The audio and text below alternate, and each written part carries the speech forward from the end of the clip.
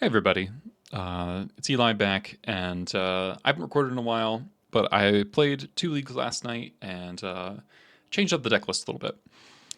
And I wanted to show off the new list. I had a 4-1 with my traditional list. I've had a lot of 4-1s. It's basically been a 2-3 and then a whole bunch of 4-1s. And when I say traditional list, I mean this exact deck list, except Sharpshooter over the Earwig squad, which I'll talk about. And then the sideboard had ley lines instead of Macaws, and then a fourth Reb over the Null Rod.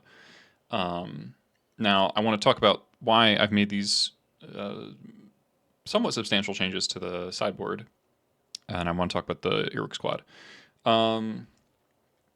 So the main thing about the Earwig squad is just that combo is like so prevalent right now, and then it's not just combo; it's like the kinds of combo decks, right? So we're kind of entering into a period where there's a lot of hybrid combo decks or combo decks that sideboard into kind of a second combo deck, or they swap. So you'll have like a Doomsday deck that sideboards into Reanimator, or vice versa. Or you'll have Reanimator that sideboards into Witherbloom combo, or you'll have Soul spells that sideboards into Goblin Charbelcher, or you'll have, this sort of generally applies to Cephalid Breakfast, because they have their Thassa's Oracle combo via Cephalid Illusionist and Nomad's Encore, or their kind of more value combo with just drawing a whole ton of cards with Nadu itself. Painter decks kind of also are combo and mid-range. So the point being that there's a lot of combo decks that don't actually have that many cards dedicated to their combo. And so it kind of occurred to me that Earwig Squad might be a good way to combat them. Is that, if you take the Grindstones out of Painter, you don't have to worry about that for the rest of the game, and you can play very differently. If you take the Thassa's Oracle out of All spells, out of Cephalids, out of Doomsday, the deck stops working. And in those instances, you more or less win on the spot, with the exception of Cephalids. But even then, like, it's really hard for them to kill you, because you can take Oracle and then like 2 Nadus, and then they have very little to kill you with. Some other examples would be Sneak and Show. You can take like half of the fatties in the deck, or you could take like all the Omnisciences, so you only have to really worry about Sneak Attack for something that can beat a Muxus. You could... Okay, you get the point. Earwig Squad has some potential. And then, it's sort of also just the fact that the deck is better at prowling squad on turn 2 than it used to be. So not only do we play 7 1-drop goblins, whereas before we had 6, sometimes 5. The 3 Ancient Tombs are a big difference maker as well. And it's not nothing that it's technically a 5-drop, so it's really quite good with Broadside Bombardiers. If you squatted somebody and then go play Bombardiers, you're attacking for 7, and then you sack the squad for 7, so that's 14 damage right there.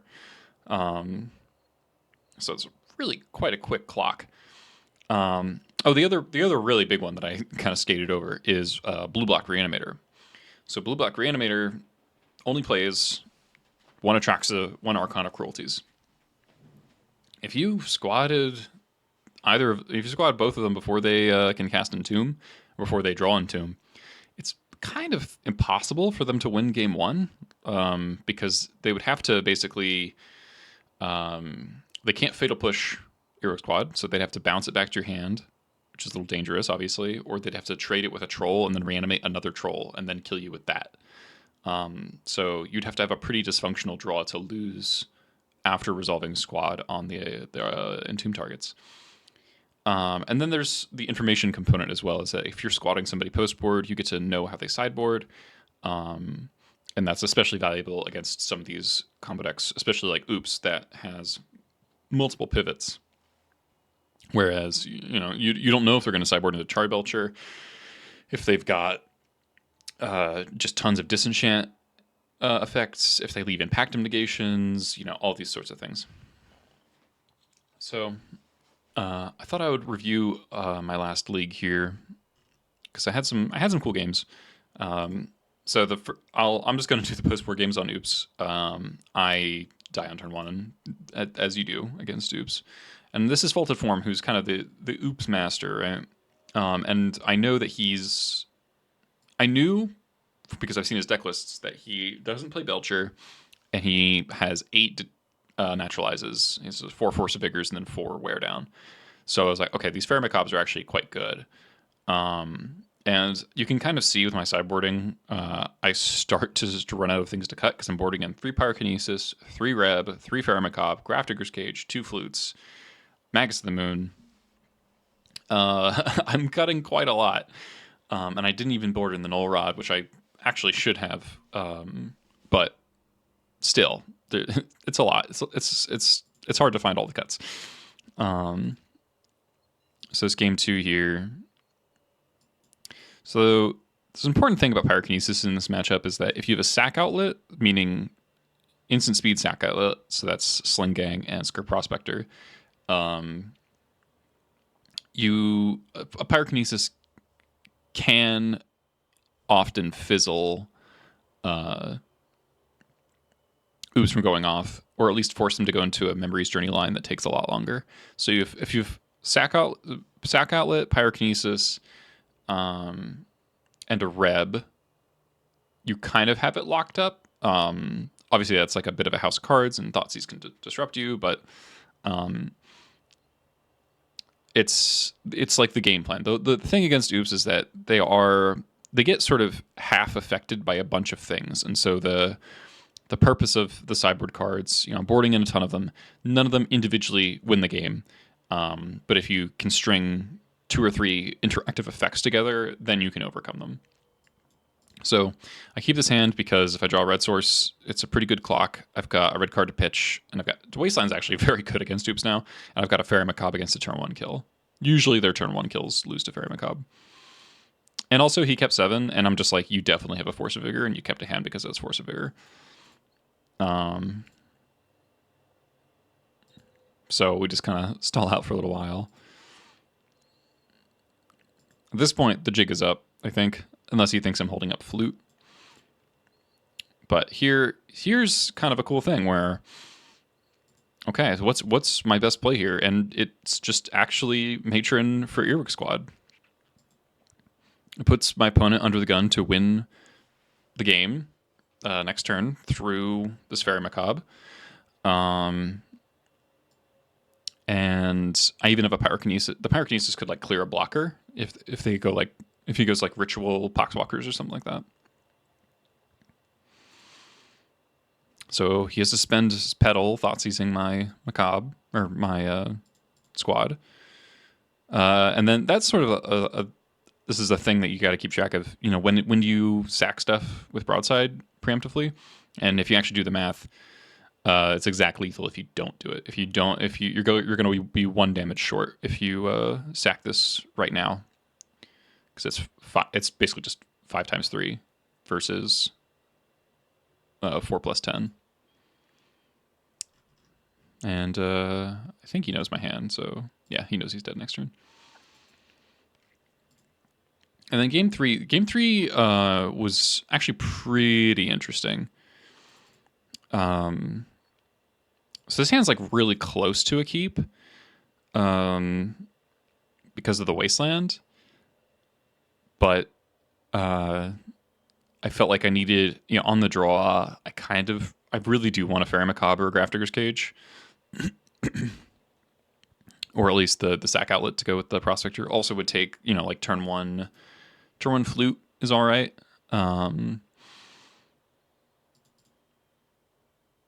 So I go to 6, and this hand's pretty interesting. So I didn't realize this until after the game, but there's a possibility of it being correct that I actually put back a land here, because double Kinesis. Well, you'll see as it plays out. So I put back Broadside, and he goes Therapy on Macabre, which makes sense. I draw Lackey. And the thing is, I kind of have to play the Lackey because what I want to be able to do is Pyrokinesis. So I imagine if it's, Undercity Informer or whatever, Pyrokinesis my own Lackey to pop Bridge from below, and then Pyrokinesis the Narcomoebas. So I have to get this Lackey in play, even though that does give him full info of my hand, which is not preferable. But yeah, keep in mind, think if this Bloodstained Mire was a Broadside.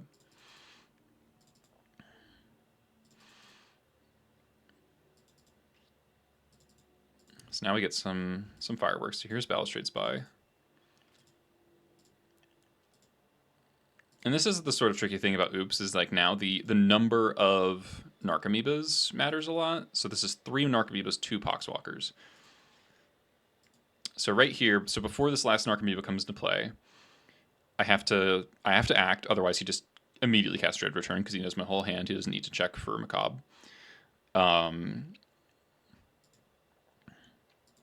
So Pyrokinesis, kill both of these. So he's going to end up with a zombie because he controls the order of the triggers. But then that's conveniently 4 toughness. So Pyrokinesis again. So now, so from this spot, if I had a Reb,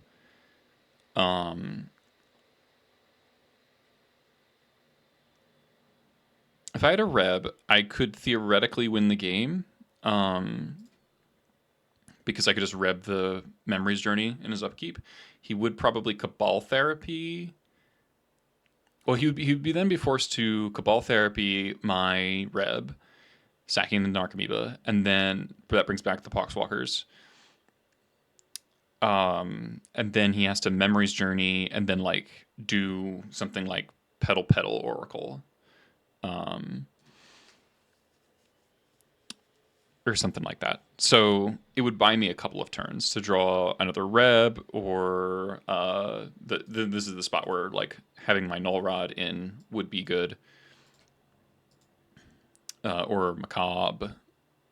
So from this spot, given how I played it, I think I have 9 outs, which is actually pretty cool, right? Because I could draw Grafdigger's Cage, 3 Fairy Macabres, so that's 4.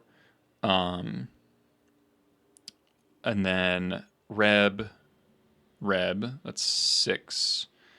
And then 2 Flutes, that's 8. And then, is that my last out? Yeah, I can't cast Magus, and that wouldn't even matter actually because of Jack-o'-lantern. Oh, Wasteland. Wasteland wins this game. So there's actually 12 outs. So a lot more than I would have thought. Ironically, draw Broadside. So I am dead from there. But like actually a pretty interesting game, and having 12 outs is like pretty good from this spot. You normally, I think that kind of shows like the intersection of these sideboard cards combining into a way to lock out Oops. I could have gone to 5, but I think unless I had Fair Macabre on top of my deck and not in my opening hand, or turn on Grafdigger's Cage, I would have lost maybe even more easily. It would have been less close if I had mulled to 5. Unless it was like Skirk plus Pyrokinesis, that would also kind of work. But that is a little bit of a downside, only 1 Skirk. But yeah, still a surprisingly thought-provoking game for Oops. So, round 2 here. Very mediocre hand here. I think I go to 6. Yeah. This hand's a lot better. I think I put back the fetch. And I put back Badlands. And I'm on the draw. And opponent goes Leyline Guild Pact. So that kind of tells you this is some sort of a Scion of Draco, usually Beanstalk, control-ish. Kind of, they're more like combo control decks, really. So then Flooded Strand, Tamiyo. So immediately this kind of tells you that, you know, this is ostensibly a control deck, but really it's much more concerned with its threats. They're pretty good at ending the game quickly, so that's what I want to be interested in. So I lead on Ancient Tomb to bluff what I'm doing, rather than leading on a Cavern. Because I want to go Cavern Matron next turn.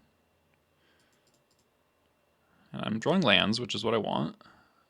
And I just immediately get Muxus. Like I'm already only one land away, and I've got stuff to do in the meantime. So I just want to make sure this Muxus gets in my hand. And there's Broadside, and that Broadside scares me. Because I could just die to like Scion pretty easily next turn. I think I'm literally dead to Scion next turn because it's I think it's 12 mana. So then it hits me for 14 plus that. And the fact that they killed the Matron with the Clue is like actually annoying because that means I can't expert this Bomba. So I was like, oh, I'm dead. But then I draw Gem Palm Incinerator. And Gem Palm is just like insanely good here because you get to kill the Broadside and draw a card, and it draws an Ancient Tomb, which is probably the best draw in my deck here, actually. And they plow the Broadside before I untap, or the Battlecry Goblin. So we're just slamming Muxus here. Don't even have to worry about a dress down. And I hit a whole lot of stuff. I think I was... So I... Matron hits... Or the Ringleader hit Ringleader Slingang. So I think I would Matron for Lackey here. And then Matron for... Probably another Lackey. Sack both Matrons. Attack for 1, 2, 3, 4, 5, 6, 10, 11, 12, 13, 14, 15, attack for 16. Put in these two. That's GG.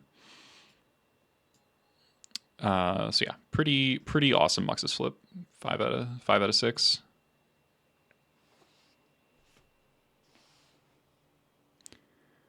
All right, let's go game 2. So, given my opponent's deck, as good as Gem Palm was in that game, I figured it's probably less good in post-board games, or rather less necessary.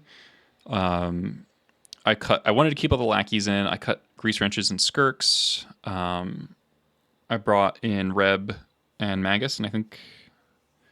Yeah, that's it. It was just 4 for 4. Maybe could have cut Squad in this matchup, actually. But I wanted to see their deck. This hand's too slow and doesn't do anything. This hand does stuff. I'm always going to be happy with Lackey plus Reb plus Wasteland. So I put back a Horde Master because I want... Obviously, I want I want at least 2 lands after I Wasteland them. And they have a Leyline. Draw a Cavern, which is cool. And the thing I want to avoid is letting my opponent cast the Scion. So they cast Brainstorm here, and I let this Brainstorm resolve because I don't want them to be brainstorming with the knowledge. Because if I Reb in response to there's a couple things I could do actually. I could Reb their land. I could just Stone Rain them, which with the Wasteland hands like kind of appealing. I didn't consider that in the moment, but usually you want to go after the Leyline, because the deck's mana requirements are kind of horrific, usually in these decks. They usually need the Leyline to function. And so I think what I want to do is go like, okay, you Brainstorm resolves. They're going to want to put Scions in their hand, not on top of their deck. And then I blow up the Leyline, and then the Scions are stuck. Whereas if I Reb Leyline in response to Brainstorm, then the reason to do that would be to play around Force of Will. They they just put the Scions on top, and then they shuffle in their upkeep. So this is a higher chance of essentially creating virtual card advantage.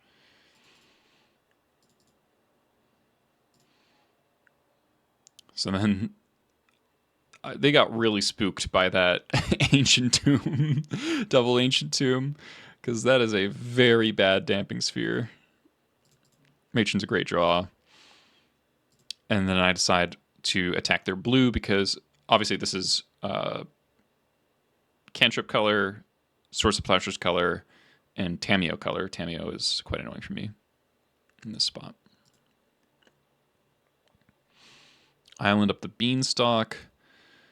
And I do have a bit of a decision here of whether to give them the potential of Force of Willing a lackey, because I could play Raucous Theater to Surveil.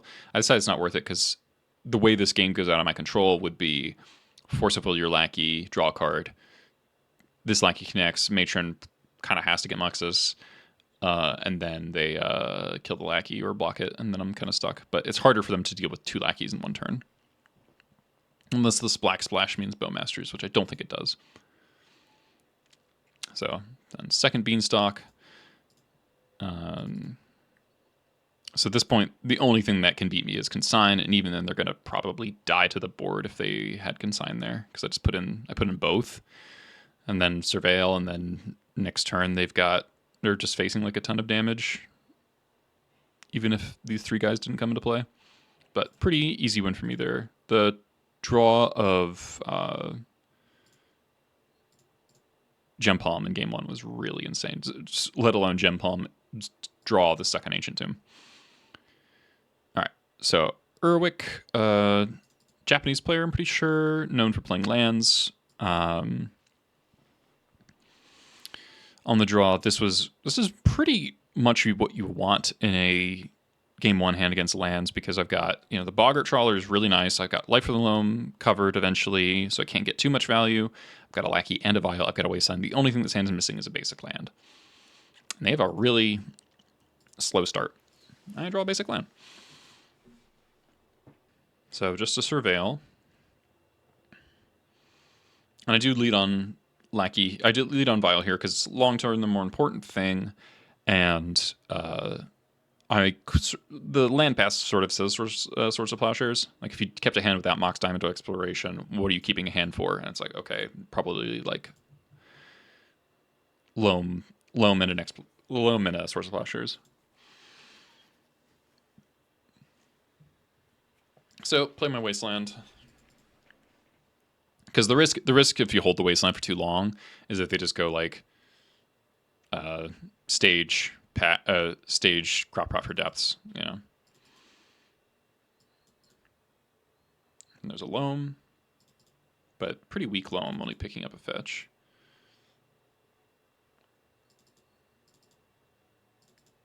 And I get to force the action here. Ringleader's not a great draw.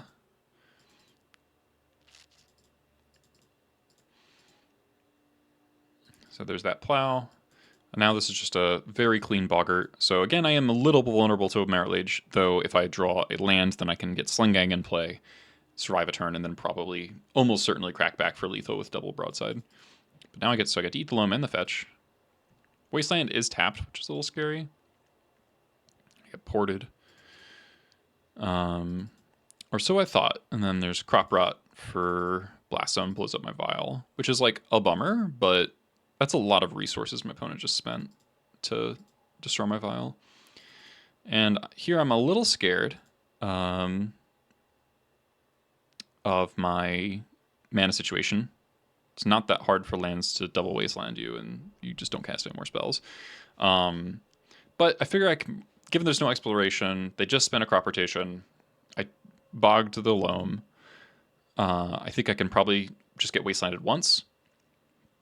So I decide to attack, and then I do actually throw the Boggart immediately, which I'm not entirely sure is correct, but I think I'm trying to create a two turn clock, because then they go to 8, they go to 6, or they go to 8, and then Yeah, so basically I put them to 2 next turn.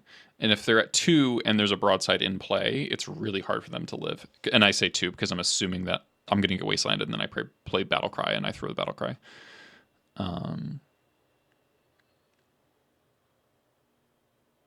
But giving up the 3 damage, this is a little worse against like a Maze of Ith. So there's Crop Rot, Wasteland, and a Maze of Ith. But I do draw the land. And now I'm just like, okay, I just need to cast a spell, any spell, every turn. I could go Broadside here and attack and put them to 1. But I think that's still like a little bit on the risky side. And this is the nice thing is like Goblins, you know, I've gotten enough aggressive tools now that like maybe back in the day, I would have been, you know, double crop rotation, getting Stage and Depths could have, you know, kind of punked me out, though I did have the Wasteland. But my opponent has been forced to use these crop rotations defensively.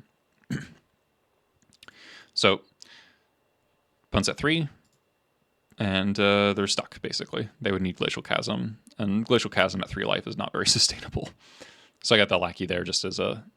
Even if they were able to go, like, Wasteland you again, play Tabernacle, I could still pay, plus play my 1-drop. So I just want to get the cheapest thing possible. All right. I'm going to close the log. I don't really need the log. All right, so game 2. Let's see what I did here. Cut all the experts. I did look up my opponent's list, and there's like literally no creatures other than Urza Saga. And I do this against almost all lands decks anyway, so it's not really a big difference. But pretty clean cuts. 4 experts, 2 ringleader, 1 jump home. Brought in the Macabres, the Flutes, the Magus, and the Trashmaster. And this hand's nice because usually the easiest way to lose against lands is mana denial, right? And getting to start on 2 basics is really pleasant. So turn 1 Sphere. Not the scariest thing, but it does choke me up for a turn until Top Deck Vial. Top Deck Vial is so damn good here. Just getting the not... It's like, not only do I get to nullify the tempo, if you can call it tempo, the prison effect of the sphere for my turn 1, so that I would be doing nothing on turn 1. But it also just mitigates the sphere in general for the rest of the game. Like, I don't get to play my broadside next turn, but I do get to play my battle cry still.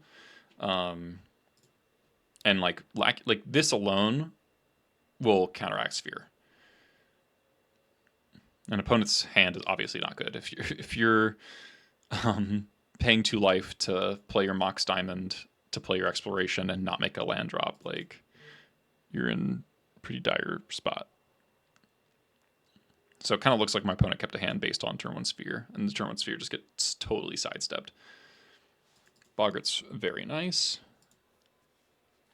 So there's a Loam, and they can port me. That really doesn't matter. There's an argument here that I should not activate this battle cry, because if I draw another battle cry or a Horde Master, I'll want to activate it with my 2-drop, right? Plus 2 damage and a token, so effectively plus 3 damage. What's the cost of doing that? I guess it prevents me from surveilling, which I'm probably not doing anyway. So I guess I probably should have. I probably should just let this port go. Didn't matter anyway, but I think that was a little mistake. Now I get to bog him. Plow on the battle cry before I get to untap makes sense, but now they're just dead to broadside. Just a pretty clean victory there. They took a lot of damage. It took 4 damage off the tomb. They're at 13 here. Does that matter? It takes 6 plus 5, 11. So theoretically matters, but then they're still dead on the next turn unless they draw, I guess, Glacial Chasm. But anyway, really good showing for Boggart Trawler, right? and also just broadside and top decking Vial on turn 1.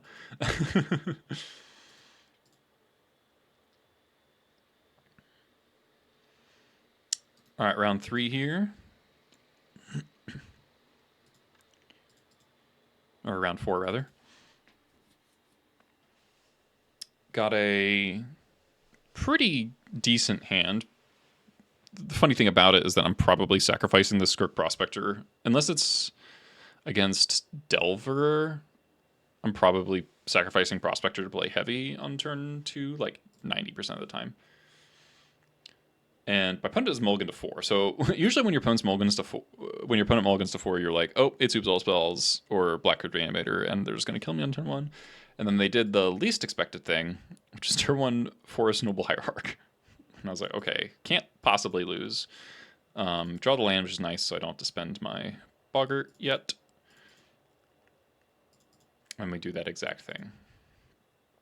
Though, in retrospect, matroning now for expert so that my Vial on 2 gets to do something would have made this game a lot easier. So, because I'm thinking this deck is Cradle Control. I think Cradle Control was really all that was on my radar, but I should have thought about Nadu as well. I guess it could be like Infect, but they probably wouldn't get Forest. But yeah, I play heavy here. Because I'm 2 turns away from max speed. Like, I could just play Muxus in 2 turns. But then things actually get kind of scary. This is like a really good... That's like a really damn good turn 2 for your mulligan to 4. And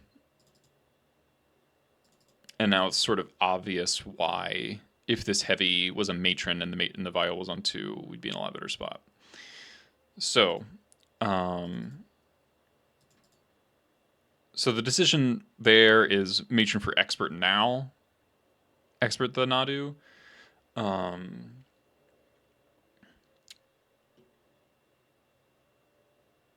It is nice for me that my opponent doesn't have a Forest in play. So they can't get a free trigger. So the last card in hand is Forest, right?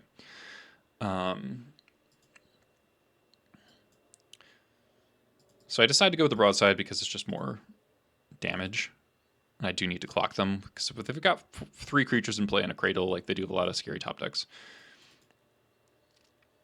So I go to kill the Nadu. And my opponent makes a mistake here. They flip a Trop off the off the Nadu trigger. But they weren't, I guess they weren't paying quite close enough attention. They could have activated Creator Ranger and picked up the Trop to get another Nadu activation. But yeah, I think if I would have 1 less token, but this matron would have gotten sacrificed instead of the heavy. I would have been able to go... I basically been able to make that same exact play, except I would get to Violin Munitions Expert and kill the Aquarian Ranger here, which I would do. Because that means that I am actually in danger of dying to Crater Hoof here. Like, if they just draw a natural order, they can... let's see... They play... I mean, they have to sack a creature anyway, so they sack Noble Hierarch. Everything gets +3/+3. So it's 8, 4, it's 12. Yeah, I actually would be exactly dead to natural order. So, definitely a mistake that could have cost me this game that was really, high chance of winning. But I actually almost flubbed it. Hands are not super cooperating. Drawing 2 lackeys, not the best.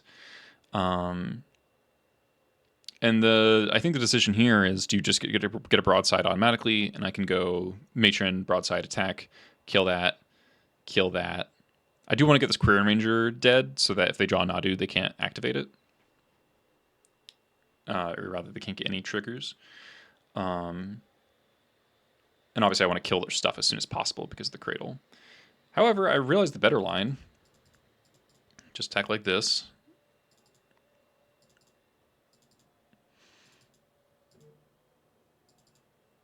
You get the old Earwig squad.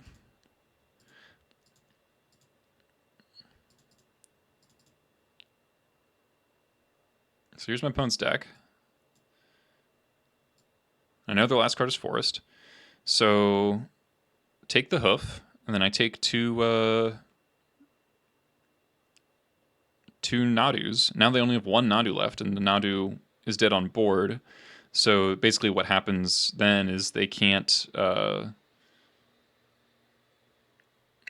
out Nadu until they also have Nomads or Shaman. And given that this is quite a clock, that's a pretty stiff restriction. And then I kill the Query Ranger again for the Nadu reason. So they still have like effectively a bunch of Nadus in the deck because they still have Natural Order, Green Sun Zenith, and Court of Calling. But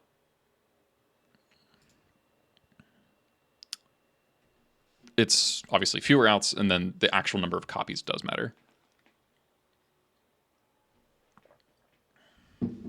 So then from here, we're kind of wrapping up the game. Technically speaking, I think my opponent just was a little given up at that point. They should have activated the Shaman, and they would be left with Birds plus or Hierarch plus Shaman, so they would still have a top deck Nadu potential. But then they would have to kill me because they're just like basically dead on board as soon as I got to my attack step.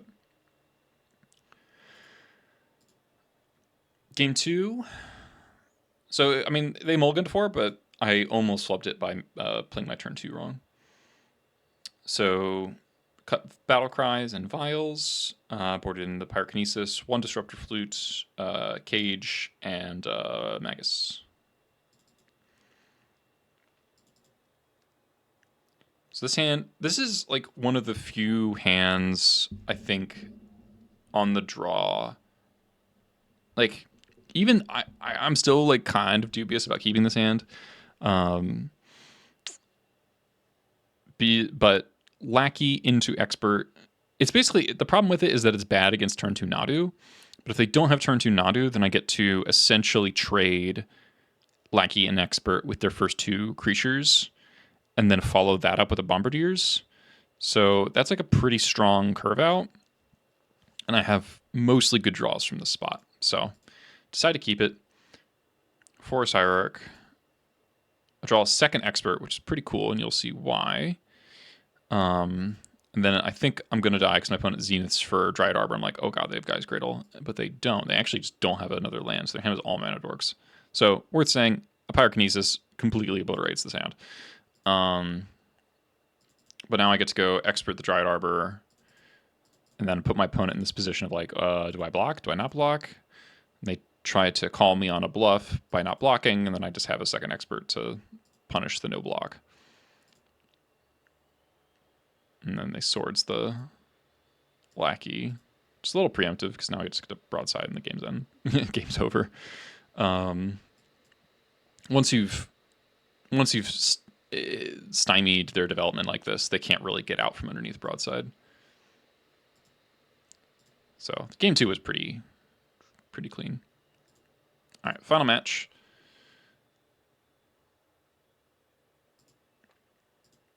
On the play again, which is nice. This hand's like borderline.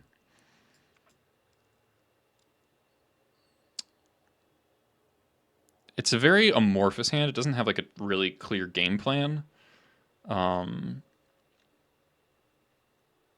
But you do get a bunch of looks at things. You have a lot of important cards. You lead on a 1-drop. You can surveil. You have a cavern. You have a wasteland. You have a basic. The matron will find you a game plan.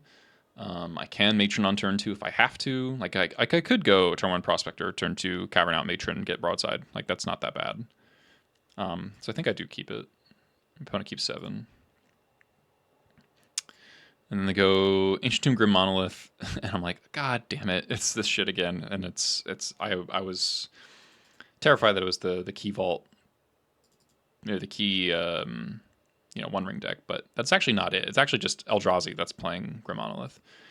And I draw Ancient Tomb, which is probably my best draw.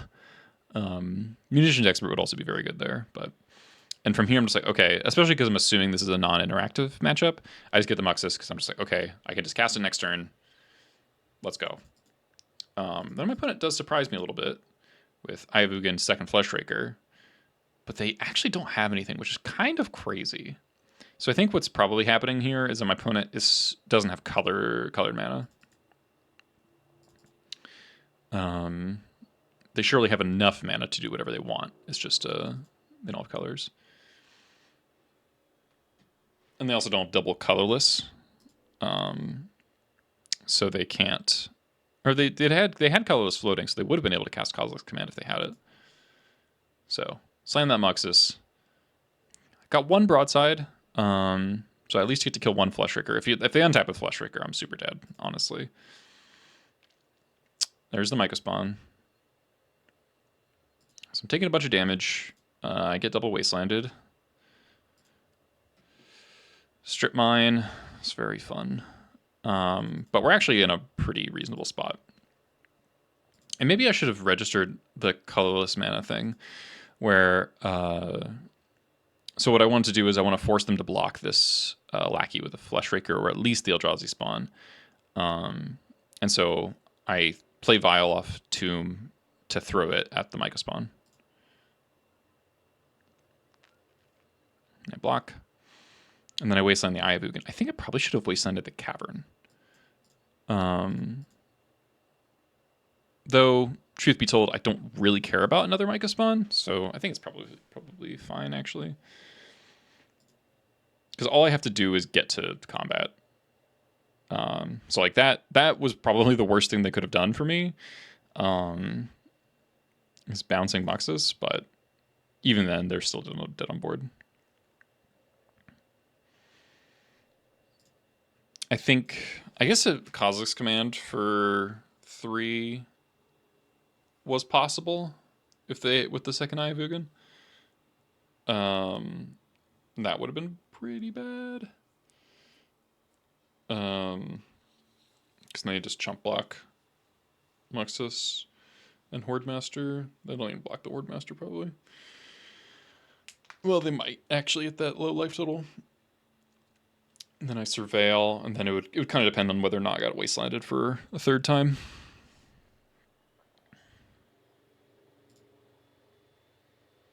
All right, so Grim Monolith version. I opted to bring in Trashmaster over second Ringleader, which I think is probably wrong, because I think the reality is against this matchup, blowing up the Grim Monolith doesn't matter, because the problem with it is they play it and then they use it immediately or on that turn. And if it's early, it's before Trashmaster is going to get into play. So probably should have ignored the Trashmaster, though Chalice is another consideration. So sideboarded pretty lightly. So 5 cards, Boggart, Squad, Ringleader, 2 Battle Cries for 3 Kinesis Magus, and Trashmaster. But probably can just leave in the Ringleader. And this hand was like a very speculative keep, right? I really like having Wasteland on my opener against Eldrazi. 2 Lackeys is nice, and I have 2 Tombs. So decided to keep it kind of sketchily. And I go Tomb Pass. And I think I make a mistake here, and it's a really easy mistake to make. When your Eldrazi opponent doesn't do anything on turn 1, and they lead on Ancient Tomb, you just want to wasteland them so badly. You just like want to hope that they kept a 2-lander, and then they play another land and pass, and then they just get stuck if they don't draw a third land. I think that's just like a bad instinct, honestly. And it's so scary because Eldrazi is such a power spike at 4 mana, so you don't want to let them have 4 mana. But not using your wastelands for tempo is really, honestly, quite bad. So I think that was a pretty poor play. So I play my Lackey, then Fleshraker comes down, and then now I'm just like, well, shit. So I decided playing the heavy doesn't really accomplish that much. So it's possible I should have played Grease French, but I'm thinking I put Sling Gang on top of the Surveil, and my thinking with that is, okay, my way to win this game, is like we get into some sort of just pure race situation. And Sling Gang plus Heavy is like a pretty good amount of damage output. And I'm just hoping to do a pure race. It does not work out for me. I probably should have looked for a removal spell. I get Wastelanded, Kozilek's Command. Card sucks. I hate it very much. Especially with Ayabugan. But like, okay, the Wasteland is not so bad. Then second Flush Raker, second Kozilek's Command, and I instantly die. Yeah, this card's really, really, really fucking stupid. But, you know, I think I kept a pretty speculative hand and it just didn't really work out. Could easily see an argument to go to 6. If I have Pyrokinesis in this game, we're in a pretty good spot.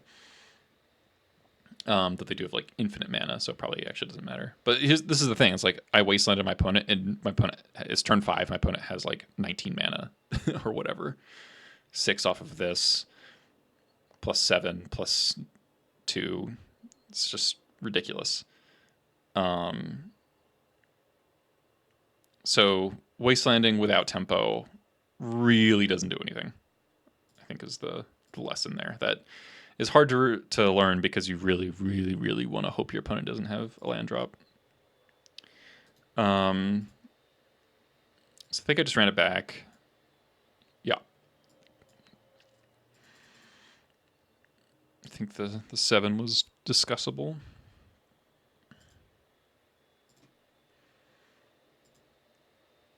Yeah.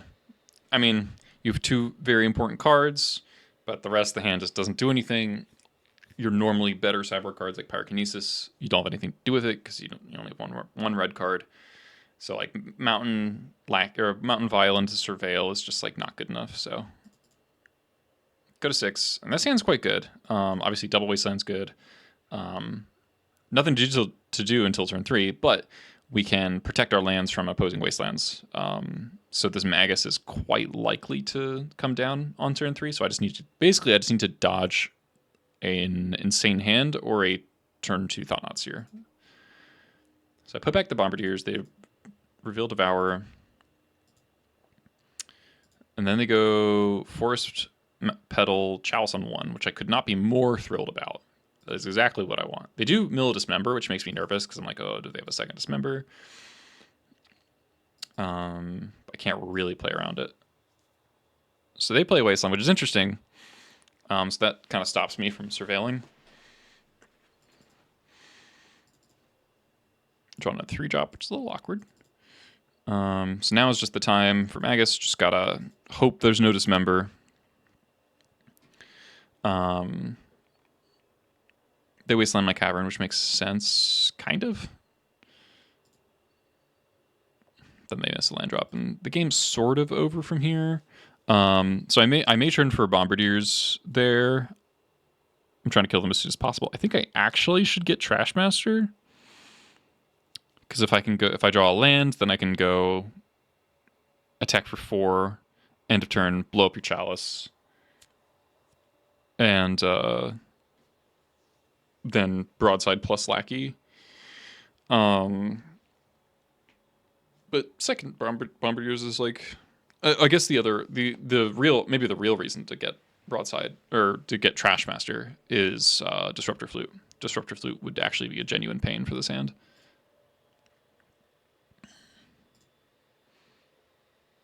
So playing the land's a little annoying because it does mean that if the Magus dies, it doesn't have a land type.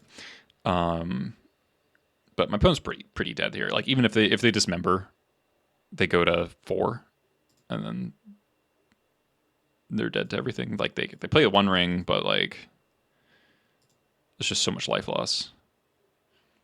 Get a heavy. I just didn't really think about it too much. I wanted to get a Sling Gang, obviously, but I don't have black even if the Magus dies.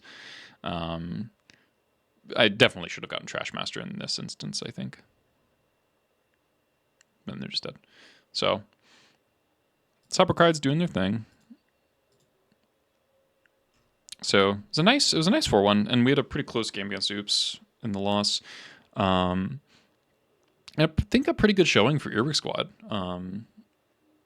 I like how this list plays. I've been doing quite well lately with Goblins in general. Sadly, couldn't make the showcase. I was genuinely like, I mean, part of it, my mental game wasn't very good, so I don't know if I would have played if I had the time, but I like was house sitting for somebody, so wasn't available. I like the sideboard adjustment. I feel like the ley lines were getting a little too predictable. And there's been a lot less Echo the Eons, which is part of the reason, like, when I moved on to ley lines, like, absolutely, it was like, okay, Oops is built to beat Fair and Macabre right now, and there's a bunch of these Echo the Eons decks, so you have to play ley line. It's not quite the case anymore. There's a lot less Echo decks, and the Oops decks are now heavily geared to beating ley line, and they're now vulnerable to Macabre again. So you kind of have to go with the swings of the format, right? Now, I should say the previous list, the Sideboard Guide, is up on Patreon. I still think that's a good list. For your F&M type stuff, and still doing fine in the leagues with it. I would. I should say I have added the Cradle Control segment as the 9th deck. I'm going to add Doomsday as well as the 10th, and that'll be my last update for that deck list before I move into something else. I might wait until see if we get bans at the end of March. I kind of don't think we will, but it'd be cool if we did. So that's the plan basically. So check out the Patreon if you want sideboard guide advice. I'm quite happy with the guide. I think it's turned out quite well. I think it's really helpful if you're trying to learn Goblins. So it'll be top 10 decks soon of Legacy. What to add, what to cut, and sort of a general theory of how to approach a matchup for each deck listed. So thank you all for watching. I will see you again soon. Sorry I haven't been uploading lately. I hope to get back to it a little bit more consistently. And thanks for watching.